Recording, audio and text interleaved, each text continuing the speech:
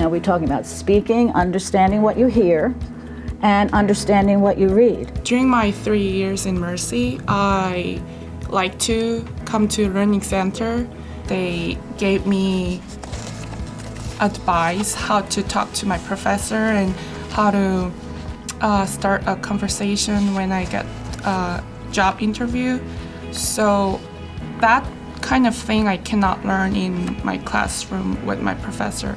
So I think that it's like a hidden secret. Helping you get somewhere in life afterwards.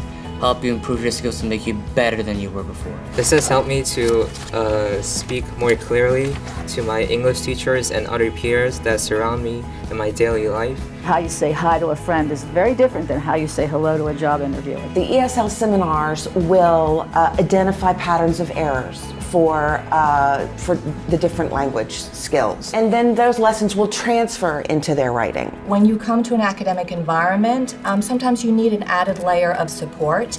And when you come into these language workshops, you'll have an ability to meet other like-minded students, to work with instructors that will support you, that understand what it's like to live in a new city, and to really help you navigate not just the classroom, but everyday life. I believe it will help me and it will be a great aid for my future.